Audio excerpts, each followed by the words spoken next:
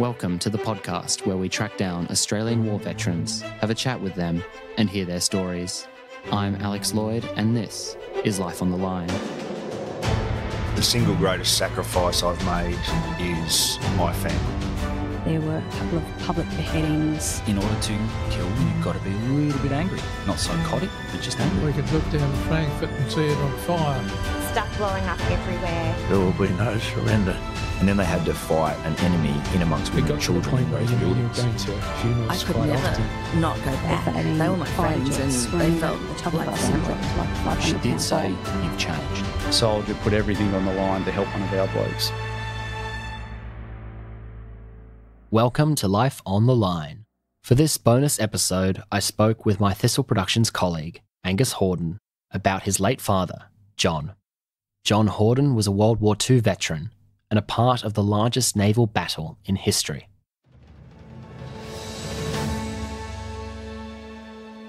Thanks for speaking with me today, Angus. Thanks, Alex. It's my pleasure. First, Angus, can we start with a bit of background on John's childhood? My dad was the son of a minister, and consequently they were always moving from parish to parish.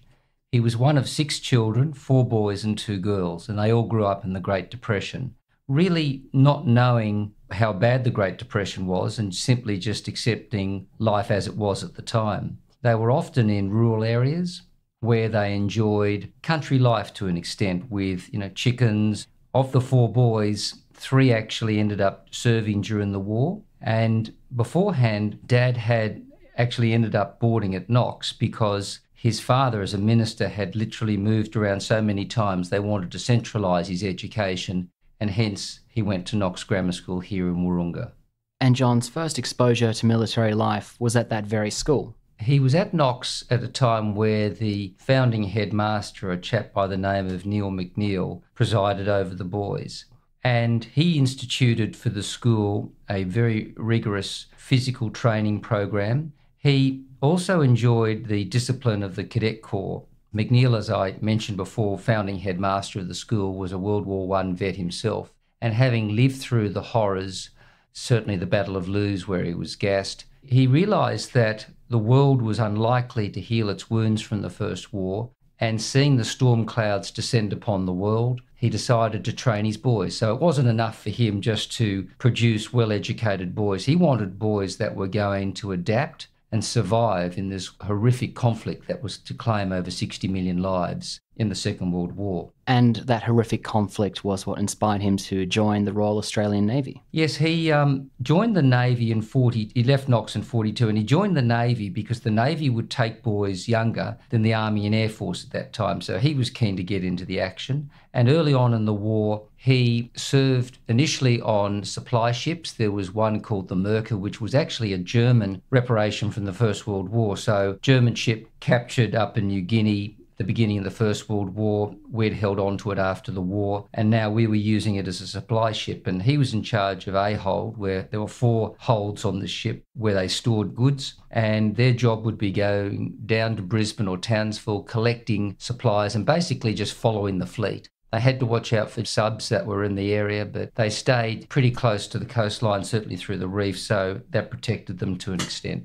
And where does John go to next? What's his next vessel? He has a pretty, to be frank, lacklustre war until the HMS Shropshire.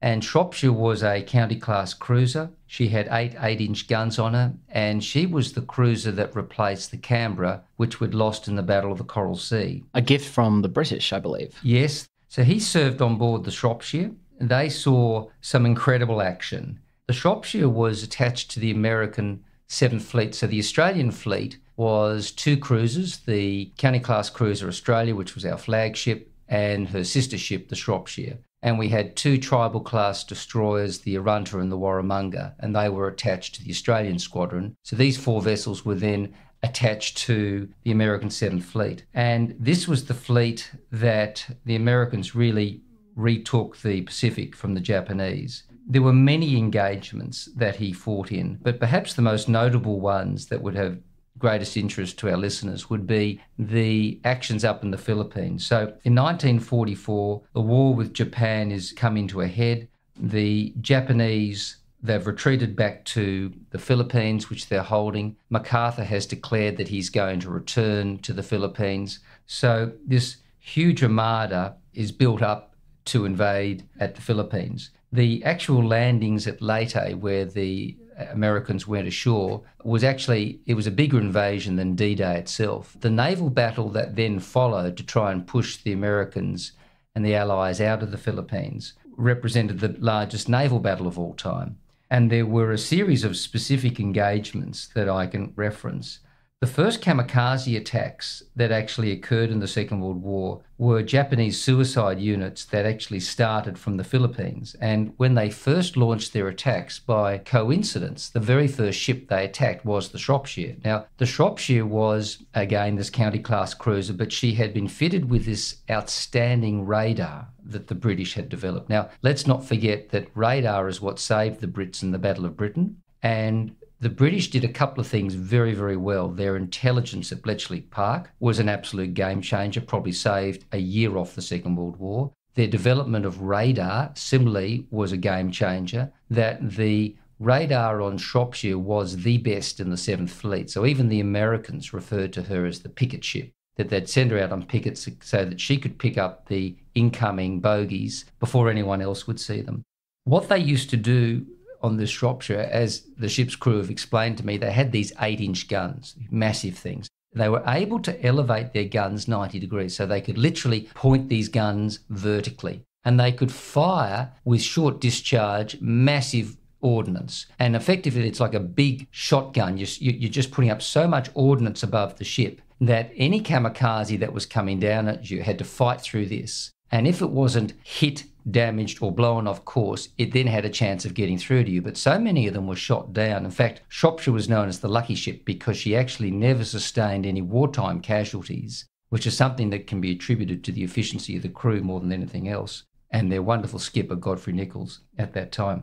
But the problem was the kamikazes then bypassed Shropshire and actually attacked Australia and hit the bridge, killed the skipper and the crew. I think we lost about 26 guys just in the initial attacks. And effectively, the kamikaze attacks were so effective on Australia, Australia had to retire from the war and be refitted and repaired. Well, you mentioned just then the captain, Godfrey Nichols. That was such an inspiration and influence for your father. I want to quickly cut to a clip from the interview we did with John, which we'll come back to, describing the captain. We had a pretty good crew indeed, and we had a fantastic English captain. He was a lovely man, a good Christian man. I can remember, and always when I talk about it, my emotions swell up in my mind. Now, on several occasions when we were about to engage the enemy and the odds were against us or were equal, he would explain the layout of what the Japanese position and how so many ships were coming against us and how many we had. He then would say, now, before we go into our action stations, I can depend on you all, and we're going to have a prayer. And he would have a prayer for the whole ship's company to listen to. And it was something like this: Lord, tomorrow I'm going to be very busy. Please don't you forget me. I can remember that very, very emotionally, even to this day. I remember a story your father telling us actually about the kamikaze and Kazali. So this guy, Kazali, he was manning the Pom Poms, which were these anti-aircraft guns. And my dad actually used to load these as one of his, various action stations on board. When you loaded this Pom Pom gun, which was an 8-barrel anti-air gun, suited for close range, so when they got through the big stuff, the big 8-inch guns, and they got within closer range, then you threw your Pom Poms at them. It took a lot of men a lot of time to load this thing because they could shoot the rounds so quickly. At the end of this very long day, Captain Nichols had piped an all clear, ship's company stood down, and most of them went forward to the forecastle. You've got to appreciate there's no air conditioning in these ships. You've got guys in anti-flash gear, so they're in serious clothing, in stifling conditions. They're just keen to peel off and get up on the deck and say, how are you, mate? Did you get through that? And just sort of live. And this lone Japanese kamikaze was skimming across the water towards Shropshire. Lookouts had stood down, and Kazali, who was captain of that gun, decided not to retire. Now, I don't know whether he was posted to stay at that gun, maybe he was. But anyway, Kazali sees this kamikaze coming at him, and he knows that he's only got one shot at this guy, so he's got ammunition just for one burst. He's not going to open up as he normally would ahead of length because he doesn't have anyone else to reload his guns. So he waits for it to get closer and closer and closer and closer until it literally is at point blank range, and then he opens up. And because everyone had stood down and were relaxed and weren't thinking of the war, suddenly this deafening noise, and the guys aren't wearing any ear protection so they hear everything, goes off, and Kazali opens up and it's a bullseye shot. He splits the Japanese in half. The engine of the plane goes straight across the forecastle, literally at deck height. Men dive to the ground, so they're on their bellies. Otherwise, they would have been chopped by the propeller, I was told. And the half goes across the ship and the other half goes into the water just on the port side. So you've got simultaneously two eruptions, one on starboard, one on port, and it actually lifts the front of the ship with such the force. Now, Kazali certainly saved the Shropshire that day. His action was brilliant, but as was the Navy's tradition, and it's a funny one, sadly, they didn't seek to glorify or otherwise recognise outstanding service in the force. And where you see Army, Air Force guys from World War II appropriately recognised, he wasn't. Look, I think he may have been mentioned in dispatches, but he certainly wasn't appropriately recognised for saving a ship, 1,200 men. We'd lost the Aussie at this stage. To have lost our other capital ship basically would have knocked out the Australian squadron. Our influence with the Americans and their 7th Fleet gone. It was a pretty heroic, ballsy act, and he certainly saved the day. And Kazali wouldn't be seeking any recognition for that, but he was just doing his job and he was trained for it, and that day he did it magnificently. You mentioned loading the guns. What were some of the other action stations your father had on board? His main action station was loading the portside Pom Poms. In another action station was stationed below, and I think the Shropshire went down to 6 or 7 levels. And he was tasked with one of these cabins where it was his responsibility if they were hit. He had to seal off that cabin in order to protect the ship's seaworthiness and maintain its integrity so it didn't sink. So that was another action station. He told me that, yes, he was issued a hammock to sleep below like all the guys, but he actually had a little stretcher which he used to take up onto the deck and actually sleep on the deck at night time underneath the A turret, so underneath the front big gun of the ship. And he used to sleep there because the breeze was so much nicer. And John had a birthday during a particular battle. He turned 20 on 20 October 1944. That was the Battle of Surigara Strait, and this was the biggest battle that they were probably involved in. So the Americans had landed, and the Japanese were sending a naval force to the north and the south of this island to break through the straits and to basically rip through the American pickets and get stuck into all the transports and supply ship that was supporting the landing. And the Japanese felt if they could knock off the supply ships, then they could actually then succeed in pushing the Allies out of the Philippines. So what happened was the Japanese Southern Force steamed through 0350 hours on the 20th of October, and led by a couple of battleships, and then they had the appropriate cruisers and destroyers following. And the Americans knew they were coming through good intel again, and they had formed the classic T across the strait, and the closest end of the T, or I should say semicircle, was the Shropshire. So again, she was stationed on picket. And the Americans, as it was explained to me by ship's company, had actually already used up a lot of their armament in the bombardment of the Philippines. So they weren't real happy about discharging a lot of their rounds until they really needed to. So they had sort of Shropshire up forward more. And again, with the foresight of her skipper, Captain Nichols, she was well loaded. You know, Nichols had put so much extra ordnance and men on board that he could counter so many more scenarios. Long story short, this Japanese battleship peels off and is heading straight through the gap. Closest ship to it is the Shropshire.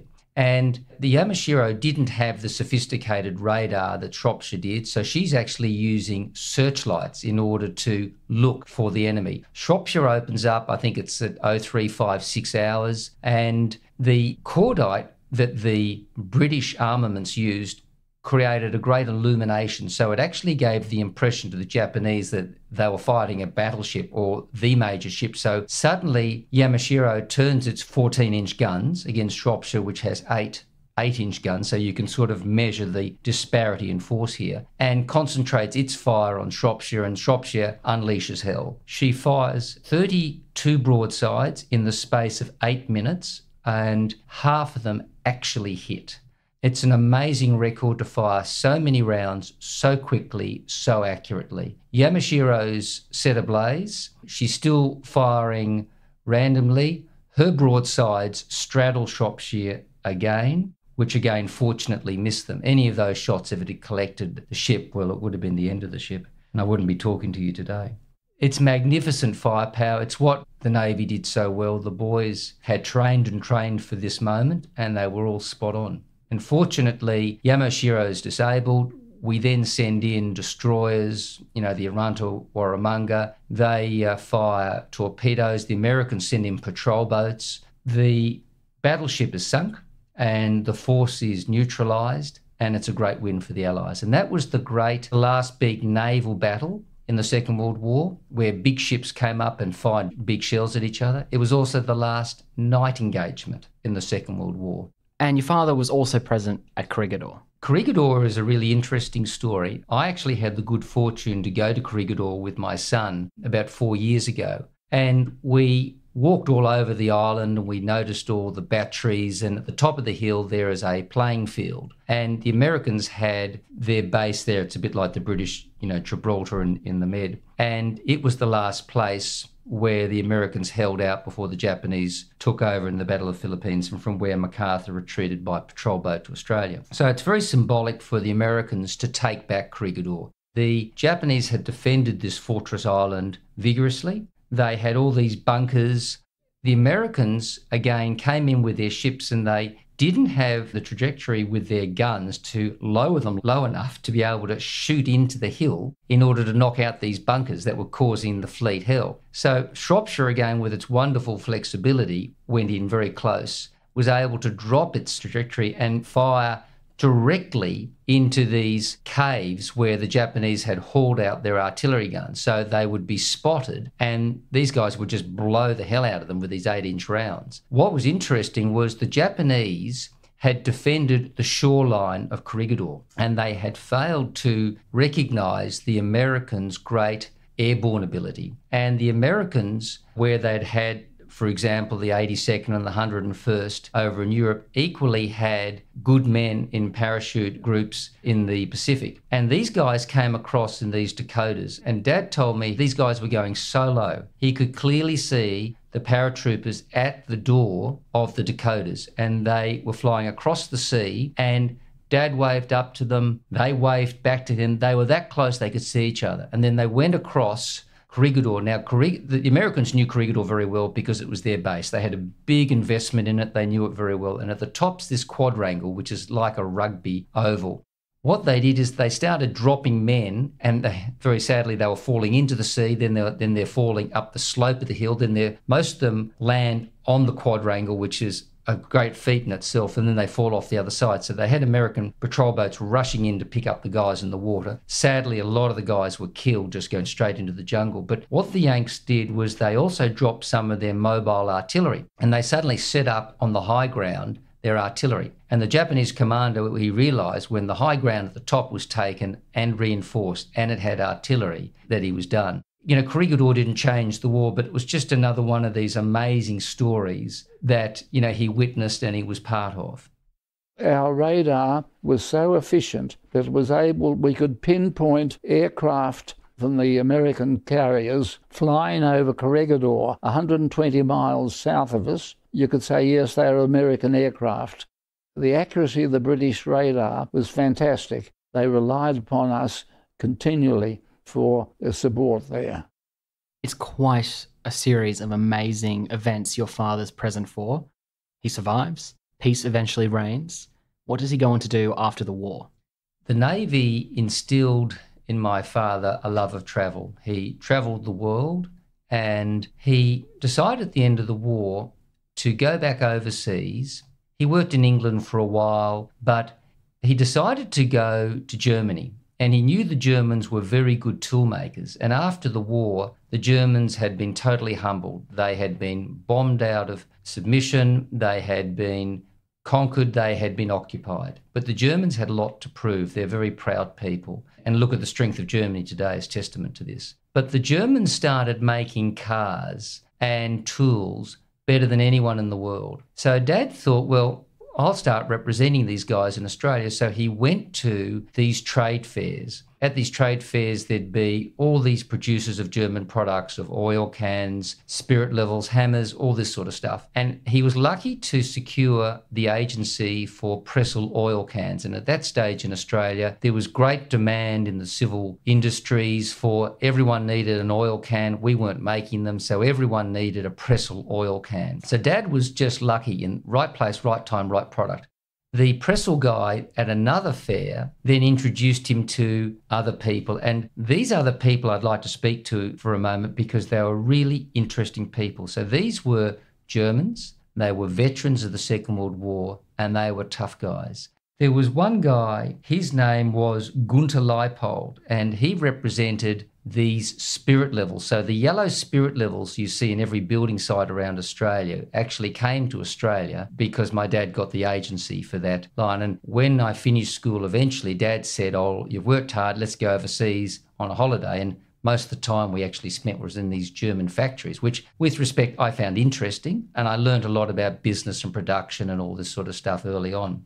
Gunther was a very interesting guy. He was a strong disciplinarian. I just remember meeting him a couple of times, and he was a very authoritative, proud man. And I remember him telling Dad, because he got on very well with my dad. Dad was a veteran, he was a veteran. Fortunately, they hadn't fought each other.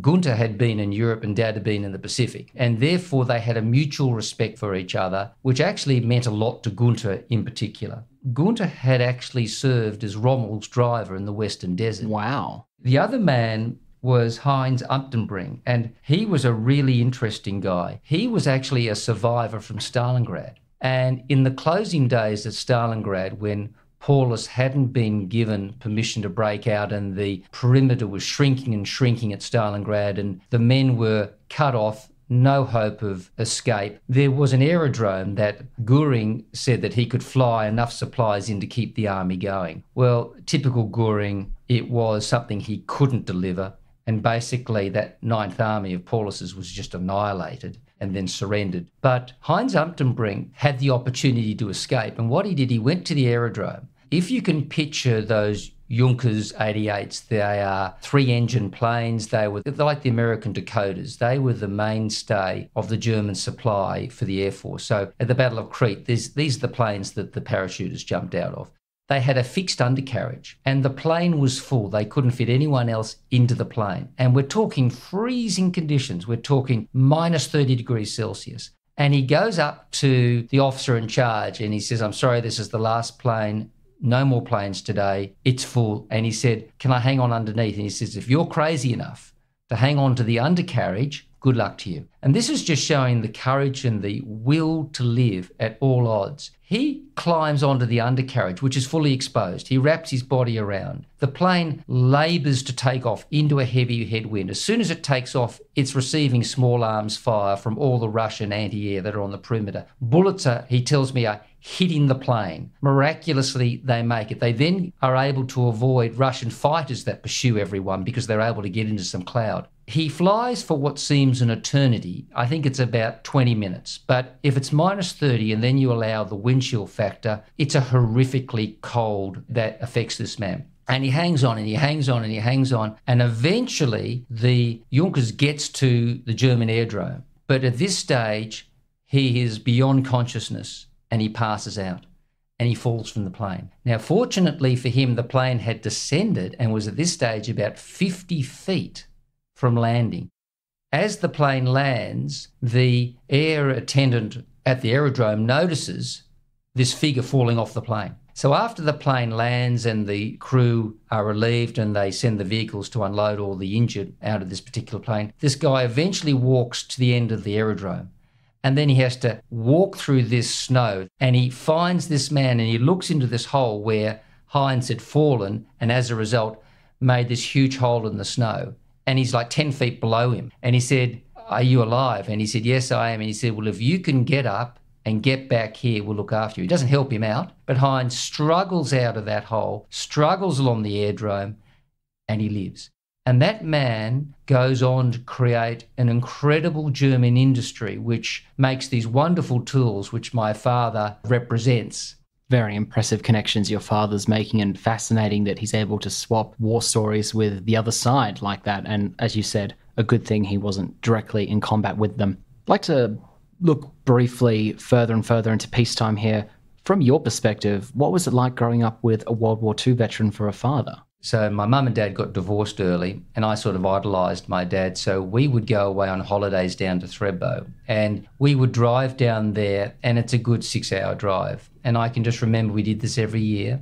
And practically for the entire time, I would be asking questions about the war. And that's when he opened up and told these stories. He instilled in me a love of the military, a respect for the service of these people. He explained to me that a Hordern had been in every war. His grandfather had fought in the Zulu Wars and had actually helped capture Ketewahu, who was the Zulu chief who presided over the Zulu massacre at Isandlwana and later the repulse at Rorke's Drift. And there'd been enough of the family that had done their time that it was instilled in me that I should as well. So that inspired me to spend my decade with the reserves. In the Naval Reserves? I spent time with both the Army and Navy. I initially started off with the Army because I wanted to get what it was like to be an infantryman. I applied and joined the Commando Regiment here in Sydney. I found that very demanding, very taxing, very full on. And after a year of doing that, I then transferred into the Navy. I was commissioned and I joined the Naval Intelligence Division. And that was incredibly interesting work. It covered a period where we had the first Iraq war, etc. And I went to sea on numerous ships, etc., and submarines. You've had quite an interesting career. First Commando Regiment, Naval Intelligence, on ships, fast attack patrol boats, that kind of thing. You have continued your family tradition in a way. But I've been lucky because I've never had to see action like he did. But again, this is just the story of the forces, that we want to have a good defence force so we don't have to use it. But it constantly needs to be up to speed. And that's what it's doing again today. Your father's war service also instills in you great interest and a passion for history, which brings you full circle back to your father's service when in 2010 you're inspired by meeting Richard Miles at an Anzac Day service at Knox Grammar School to begin a documentary project documenting the school friends of Richard that had survived World War II and record these stories. Your father's name was on the list provided to us to undertake that documentary, and then we met and began the For School and Country project, which we've covered extensively on this podcast before, so I won't go into all that. But one of the 12 interviewees was your father, and I fondly remember being behind the camera while you interviewed him. What was it like to, after years of hearing these stories, growing up, to actually sit down and professionally interview him for a production like that? It was obviously a very rewarding opportunity for me and an appropriate thing for him, because the school gave us 12 people to interview. I was fortunate because my dad was one of them and I knew his story very well and I knew it was an interesting story. But again, he was just one of many boys, and it was lovely for me to be able to interview him. It's something that I always have now, that memory of those recordings. I would say that the times in my life when I felt most proud to be with my father was always at Anzac Day, which was the day when we commemorated all the service of all his shipmates and all the prior family people and indeed all servicemen. It's been a wonderful thing to be able to tell his story, and especially the story of all his mates from school, and that's been an honour. During that production, when we'd finished recording the actual veterans on camera and we were doing the final bits and pieces, other production work and doing all the editing and so on, your father very sadly passes away. Yes, it's quite ironic. We're interviewing these 12 guys and before the show's finished, my dad dies. And the first of the 12. Yes, and in the production we actually have footage of the funeral, and that's not seen to be mercenary, but I actually wanted some footage just for family's sake of having a record of, of the service. And when I mentioned to the other veterans in the production that we'd lost Dad, to a man, they were all there at the service, and it was especially moving to have Dad's best mates from school, Arthur Party, Eric Few, John Reed, lay a poppy on his coffin. It was a very moving and a very special time for us. And look, later when we had that footage, I felt it was right to actually share that with the production because it epitomises this life of service and a life of sacrifice. We close out the documentary on the shot of those school friends laying poppies on your father's coffin. And you're right, it was a family memento, and then it actually turned out to be the most appropriate closure for us because we were doing this to honour the 68 Knox boys who went to war out of the 609 and never came home. And obviously your father came home, but it was a way to say all these men deserve to be honoured, all 609, but the ranks of men like your father are thinning as time moves on. We're well into the 21st century. There's fewer and fewer World War II veterans left with us every year, which was the whole motivation to start the project. So having that shot of your father's funeral was very bittersweet, very sad. It was exactly why we did it, why we began the whole thing.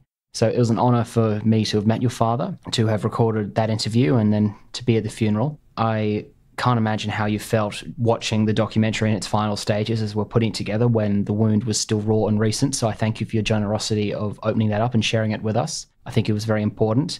And it was important to be able to honour your father in the most expansive way possible because he had such an incredible story. It's been a privilege to have it on the record. And Angus, thank you for sharing your father with us across all those years and for reminiscing about him with me today. Good to be with you.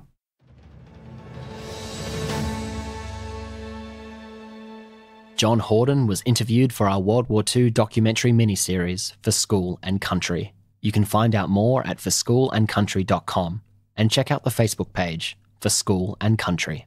Angus, Thomas Kay, Rohan Viswalingam and I also reminisced in a podcast about the For School and Country project and our combined passion for documenting the service of our nation's war veterans. That Season 2 bonus episode is called For School and Country with Thistle Productions. And if you enjoyed hearing Angus's recount of German soldiers' stories from World War II, you should go back to the Season 2 bonus episodes, Eugen Pikura, German World War II veteran, and Horst Hase, German World War II veteran, for my conversations with those remarkable men.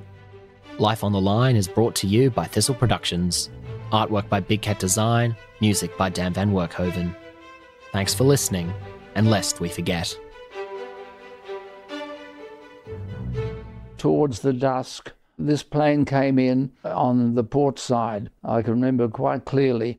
We had a very good gunnery chap called Kazali. He was captain of the port gun. And when this plane came along, he grabbed the firing position and opened fire and just kept firing again and again and again till the plane was chopped in half. And one half of it, the pilot's section, the back to the tail, went in on the port side of the ship, and the other side, the other part with the engine and petrol and all that sort of thing, went over the other side of the ship into the water. The whole ship lifted out of the water quite immensely. You really sort of had your heart in your mouth and you prayed hard.